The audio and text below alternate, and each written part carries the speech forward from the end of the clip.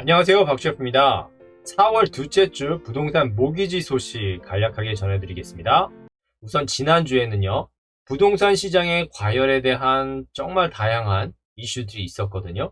근데 이 이슈들이 팩트에 기반하기보다는 대부분의 전문가들이나 경제학자들이 말하고 있는 주장에 근거하고 있어요. 그래서 이번 영상에서는 이런 제목들을 중심으로 어떤 이슈들이 있었는지 한번 살펴보는 것을 중심으로 하겠습니다. 그리고 며칠 전 토론토 부동산 협회에서 지난 3월에 대한 부동산 시장 동향에 대한 통계 자료가 나왔거든요. 그래서 이 자료를 바탕으로 또 다른 영상에서 보다 심도 있게 다뤄보도록 하겠습니다. 자, 그래서 첫 번째 기사는요, Better Dwelling이라는 사이트에 나온 기사인데요. 부풀려진 부동산 가격이 영원하지 않은 이유라고 제목이 돼 있어요. 뭐 사실 당연하죠. 거품이라면 언젠간 꺼지겠죠? 그래서 이 기사가 얘기하는 바가 뭐냐 하면은요, 이제 양적 완화로 인해서 주택 가격이 상승하고 있는데, 사실 이 상승 이면에 또 다른 많은 부작용들이 있다는 거예요. 그래서 이제 그런 부분들을 우리가 고려해 봐야 한다는 취지가 이 기사에 담겨 있거든요. 그러면서 일본의 부동산 시장과 비교하고 있습니다. 이 기사 또한 일본의 부동산 시장과 캐나다 부동산 시장이 비교될 수 없다는 걸 어느 정도 인정을 하면서도, 여기 보시면은 실제로 일본의 인구 증가 중단은 부동산 시장의 거품 붕괴 이후에 시작되었다고 얘기하면서, 불안정한 거주 환경과 임금 상승에 비해서 훨씬 빠른 자산 가치가 출산율을 감소시켰기 때문이라고 얘기하고 있어요. 물론 캐나다 부동산 시장도 이런 측면이 다소 없지는 않고 지금 가속화되고 있기는 하죠. 하지만 모든 분들이 알고 계시다시피 캐나다 부동산 시장에서 가장 큰 변수는 아무래도 이민자잖아요. 이 이민자가 인구 증가의 가장 큰 기둥을 차지하고 있기 때문에 비교한다는 것 자체가 말이 안 되긴 합니다만, 불안정한 거주 환경과 임금 상승에 비해서 훨씬 빠른 자산 가치의 상승은 분명 설득력이 있는 부분이긴 합니다. 자, 두 번째 소식은요, 스코샤뱅크의 수석 경제학자가 한 얘기인데요. 올해 말 부동산 시장에 냉각이 예정되어 있다고 하면서 정부가 적극적인 조치가 아닌 관망하는 접근 방식을 취해야 한다고 말했습니다. 그러면서 봄 시장과 오픈 판매 가격이 결합된 결과로 인하여 리스팅이 상승할 것으로 예상하면서 연말까지 재고 수준이 상승하고 수요가 정상화되면서 부동산 시장을 냉각시킬 것이라고 말했어요. 여기 보면 BMO의 경제학자도 재고가 부족하다는 믿음에도 불구하고 새로운 리스팅이 정상보다 약 10에서 15% 빠르게 시장에 출시되고 있다고 밝혔거든요. 그런데 이 기사 내용처럼 리스팅이 증가하고는 있는데 대부분의 분들이 이 리스팅이 증가하고 있는 속도를 못 느끼고 계세요. 실제로 주택을 구입하시기 위해서 계속 모니터링 하시는 분들은 그나마 조금 느끼시는데, 그렇지 않으신 분들은 이 흐름을 느낄 수가 없는 거예요. 왜냐하면 리스팅이 되자마자 팔려나가고 있기 때문이죠. 그래서 이 도표에 보시면은 Property Day on Market은 작년에 비해서 13일로 줄어들었고요. 리스팅 Day on Market은 10일로 줄어들었습니다. 제가 여기도 적어놨는데요. 지난 1월에는 이 리스팅 Day on Market이 24일이었거든요. 그리고 2월에는 14일이었어요. 그러던 것이 3월에는 10일이 됐거든요. 그러니까 매물이 시장에 나오고 나서 10일 안에 사라진다는 얘기입니다. 이 10일이라는 시간이 사실 얼마나 짧은 시간이냐 하면요, 여기 보시면 보통 리스팅을 한 다음에 최근 트렌드를 보면 이제 오퍼 프레젠테이션을 하잖아요. 그래서 리스팅 하고 나서 일주일에서 10일 후에 오퍼 프레젠테이션을 한다고 날짜를 정해 놓으면 이제 바이어들이 쇼잉을 하고 살펴본 후에 오퍼를 넣고 이 오퍼 프레젠테이션이 끝난 다음에 이제 셀러가 선택을 하게 되잖아요. 이 과정이 최소한 10일 걸리는데 리스팅이 시장에 남아있는 시간이 평균 10일밖에 안 된다는 거는 이런 과정을 거치지 않은 매물도 굉장히 많다는 거죠. 그러니까 preemptive offer 같은 선제 오퍼를 받아서 팔리는 것도 많았다는 거죠. 그러니까 공급이 증가하고 있음에도 불구하고 대부분의 분들은 몸에 와 닿지 않는 거죠. 워낙 빠르게 매물들이 소진되어 나갔으니까요. 자, 그리고 또 다른 소식은요. 2020년 11월은 토론토 콘도를 사기에 가장 좋은 달이었다라고 나와 있어요. 그래서 여기 보면 GTA 콘도의 평균 가격이 61만 달러로 떨어졌었다라고 말하고 있죠. 여기 보시면 오른쪽에 나와 있는 자료가 작년 2월 수치고요. 왼쪽에 나와 있는 자료가 올해 3월 수치예요. 그래서 보시면은 트랩 토탈이 GTA 토탈인데요. 에버리지 프라이스가 66만 6천 불이었죠. 작년 2월입니다. 그런데 지금 3월에 GTA 토탈 에버리지 프라이스가 67만 6천 불로 나와 있습니다. 그러니까 만 불 정도 올랐죠?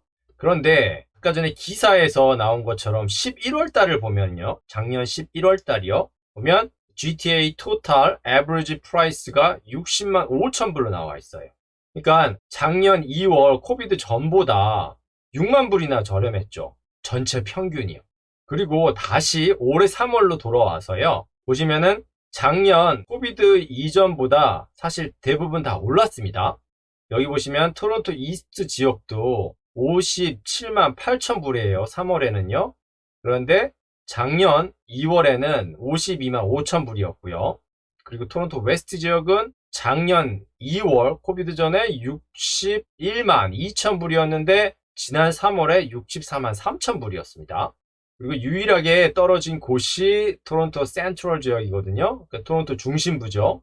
그래서 이 지역만 전에 80만 5천 불이었던 것이 75만 2천 불로 떨어졌어요. 그래서 다른 토론토 지역에서는 콘도 가격이 모두 다 코비드 전보다 올랐는데 이제 이 지역에서만 계속 감소세에 있으면서 평균 가격을 깎아 먹은 거죠. 그래서 다시 기사로 돌아와서 보면은요. 수요가 초여름까지 계속해서 공급을 훨씬 능가할 것으로 생각한다고 밝히면서 봄 시장이 끝이 날 무렵이면 그동안 억눌렸던 구매자들의 상당 부분이 구매를 완료하게 될 것이라고 예상했어요. 예상이니까 이렇게 될지 안 될지는 모르겠지만 지금 흘러가는 방향성으로 봐서는 이렇게 될 확률이 높죠. 왜냐하면 외곽의 단독주택 시장도 그렇고 하다못해 토론토 중심부의 단독주택 시장까지 가격이 너무 많이 올랐잖아요. 그러니까 사실 실수요자의 입장에서는 다른 선택지가 없는 거죠. 그러니까 자가를 구입하시는 분들의 입장에서는 가장 저렴하게 남아있는 선택지가 이거밖에 없는 것이고 또 한편으로는 이 뒤에 제가 조금 이따가 다루겠지만은 스트레스 테스트가 강화될 거라는 뉴스가 있었잖아요. 그런데 여기에 해당하는 실수요자분들은 모기지 스트레스 테스트 강화에 더 큰 영향을 받겠죠. 100만 불 넘게 구입하시는 분들보다는 1만 불, 2만 불 대출을 받을 수 있고 없고가 더 크게 영향을 받을 테니까요. 그래서 이 소식과 함께 이 기사에서도 나와 있어요. 보시면 지난달에 1600개의 콘도가 판매되었고 현재 1600개 미만의 재고가 남아있기 때문에 추가 공급이 빠르게 수혈되지 않는다면 빠르게 재고가 소진될 것이다 라고 예상하고 있어요. 자, 그리고 또 다른 소식은요. 지난주 가장 이슈가 된 소식인데요. 보시면 엄격한 모기지 규정 제한이라고 OSFI라고 나와 있죠. 한국으로 치면 금융감독원이에요. 그래서 BNN 블룸버그 뉴스에도 보면 트루도 캐나다 총리가 주택시장의 과열을 이제 쿨링 다운 하기 위해서 모기지 스트레스 테스트를 일단 시작한다는 내용이에요. 그리고 여기도 그와 관련된 기사가 있고요. 파이낸셜 포스트에서도 기사가 있었고요. 여기도 보면 모기지 규정을 강화한다는 얘기가 있잖아요. 그래서 조금 더 구체적으로 살펴보면은요. 캐나다 금융감독원에서 지금 한 얘기가 뭐냐면 무보험 모기지에 대해서 최소 적격 금리를 2% 또는 5.24% 중 더 높은 금액으로 한다는 내용이에요. 5.25%가 얼마나 높아진 거냐 하면은요. 지금 현재 4.75%거든요. 이 4.75%가 5.25%로 높아진다는 거예요. 그래서 제가 어제 한 에이전트랑 통화를 했거든요.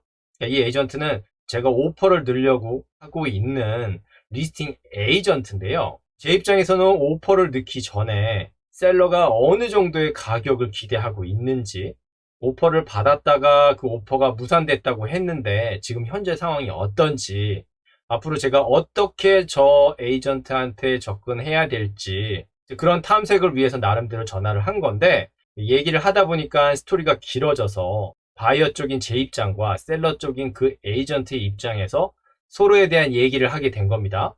그 와중에 지난 목요일에 발표된 스트레스 테스트 강화에 대한 이슈가 나오게 된 거거든요. 근데 이 에이전트 같은 경우는 부동산만 하시는 분이라서 이제 스트레스 테스트에 대해서 얘기가 나오니까 이 2%라는 얘기만 하시는 거예요. 그러면서 4.79%에 대한 얘기도 모르고 5.25%도 모르고 이게 무보험 모기지인지 아니면 인슈어드 모기지인지 그것도 잘 모르시는 거예요. 그래서 제가 10분 넘게 이 부분에 대해서 설명을 하면서 왜 더 이상 셀러가 지금의 자세를 계속 유지하면 안 된다는지 나름대로 그 에이전트를 설득했던 기억이 있거든요. 물론 그 에이전트는 또 자기 나름대로 아직도 명백한 셀러 시장이라고 계속 주장을 했었고요. 뭐 이 과정에서 제가 필요한 정보들을 많이 얻을 수 있긴 했습니다만, 아무튼 다시 모기지 스트레스 테스트에 관련된 이슈로 돌아와 보면은요, 실제 어떻게 계산이 되는지 한번 보여드릴게요. 자, 그래서 제가 모기지를 계산하는 툴에 가상으로 숫자를 넣어봤습니다. 그래서 보시면 purchasing price가 100만 불이에요. 100만 불짜리 집을 사는데 다운페이를 20만 불 했고요. 그래서 80만 불을 빌리는 걸로 했습니다. 그러니까 다운페이는 20%가 됐으니까 모기지 보험은 필요가 없는 거죠. 그리고 맨 위에 보시면 GDS가 35가 안 되고요. TDS가 43이 안 되게 제가 설정을 해놨거든요. 은행마다 틀리긴 하지만 보통 메이저 6뱅크 같은 경우는 35%가 넘으면 안 되고요. TDS 같은 경우는 43%가 넘으면 안 되거든요. 물론 50%까지도 받아주는 은행도 있어요. 그래서 여기서 GDS는 뭐냐 하면은요, 구입할 주택에 대해서 이제 매달 나가는 비용이 수입에 대해서 몇 %냐는 거예요. 그래서 property tax, heating cost, 그리고 모기지 원금도 내고 이자도 내시죠. 그래서 이런 주택 관련 비용이 자기 소득에서 35%를 넘으면 메이저 6 은행에서는 모기지 승인을 안 해주는 겁니다. 그리고 이제 TDS 같은 경우는 이 GDS를 포함한 총 부채예요. 그래서 뭐 카드 모든 분들이 사용하고 계시죠? 그리고 어떤 분들은 자동차 파이낸스로 또는 리스로 매달 얼마씩 지불하고 계시잖아요. 이제 그런 모든 부채를 포함한 비율이 총소득의 얼마냐는 거예요. 그래서 이 비율이 총소득의 43%가 넘으면 메이저 6 은행은 모기지를 승인해주지 않는다는 겁니다. 그래서 제가 이 가상의 시나리오에서는 35, 43 미만으로 맞춰서 일단 승인을 받을 수 있게 제가 해놓은 거예요. 이제 이런 상황에서 100만 불짜리 집을 20% 다운페이하고 80만 불을 빌렸을 때 현재 스트레스 테스트 비율인 4.79%로 한다면 어떻게 되느냐는 거거든요. 그래서 여기 보시면 4.79%인 스트레스 모기지 테스트 비율로 했을 때 monthly payment가 4,192불로 나와요. 여기 보시면 interest rate이 2%라고 나와 있죠. 그러니까 여기 보이는 4.79%의 스트레스 테스트 비율은 실제 지불하는 모기지 비율이 아니라 자격 조건인 거예요. 그러니까 이 조건을 넘겨야지 승인을 해준다는 거지 이만큼 모기지 이자를 내야 된다는 건 아니거든요. 그래서 여기 보시면 4.79로 했을 때 monthly payment가 4,192불이 나옵니다. 그런데 실제로는 예를 들어서 은행으로부터 2%의 이자율로 앞에 말씀드린 80만 불을 빌렸을 때 monthly payment가 2,953불 정도 되는 거예요. 그러니까 1,000불 이상 차이가 나는 거죠. 그러니까 실제로 내는 돈은 이만큼이지만 만약에 모기지 이자율이 이만큼 올라서 돈을 빌린 사람이 이만큼의 monthly payment를 내도 이 차용인이 디폴트 없이 이 모기지를 잘 가지고 갈 수 있는지를 테스트하는 거거든요. 그래서 현재까지는 4.79였는데 지난 목요일에 나온 내용을 바탕으로 해서 보면 이 수치가 5.25로 증가한다는 거예요. 제가 5.25로 바꿔볼게요. 자, 5.25로 제가 바꿨더니 당연히 이자율이 올라갔으니까 monthly payment가 4,400불 정도로 올라갔죠. 그리고 또 하나 보셔야 될 게 아까 전에 GDS가 35% 미만이었는데 36%가 넘었고요. 아까 전에 TDS가 43% 미만이었는데 지금 44%를 넘어섰죠. 그러니까 지금 이 상황에서 은행으로부터 모기지를 승인 받으려면 GDS랑 TDS를 낮춰야 되잖아요. 그러니까 저걸 낮추려면 결국 빌리는 돈을 줄여야 되거든요. 그래서 제가 줄여볼게요. 그래서 제가 아까 전에 100만 불이었던 주택 구입 가격을 96만 불로 바꾸고 다운페이는 똑같이 20만 불로 하고요. 다운페이는 똑같이 20만 불인데 주택 구입 가격을 100만 불에서 96만 불로 낮췄으니까 빌려야 되는 돈은 80만 불이 아니라 76만 불이 됐죠. 다른 조건은 다 똑같고요. 이렇게 했더니 GDS가 35% 아직 넘기는 했지만 비슷해졌죠. 35%에. 그리고 TDS가 이제 33% 아래로 떨어졌고요. 그리고 5.25%로 했을 때 먼슬리 페이먼트도 당연히 빌리는 돈이 줄어들었으니까 4만 불이나 줄어들었죠. 그러니까 줄어들었으니까 아까 전에 저희가 4.79% 했을 때와 비슷한 수치가 나와서 은행에서 모기지 승인 가능 범위 안에 들어가게 되는 거죠. 그래서 여기 보면 100만 달러 모기지의 구매력이 새로운 모기지 규정에 따라 4만 5천 불 정도 줄어들 것으로 추정된다고 얘기했잖아요. 제가 여기서 보여드린 게 아까 전에 96만 불로 4만 불 줄어들었는데 GDS가 35% 안으로 들어가려면 결국 조금 더 구매 비용을 줄여야겠죠. 자, 그래서 이렇게 스트레스 테스트에 대한 얘기들이 많은데, 자, 한편으로는 이 정도의 조치 가지고는 이제 주택 시장을 필요한 만큼 냉각시킬 수 있을지 이제 의문이라고 하는 사람들도 많아요, 아직.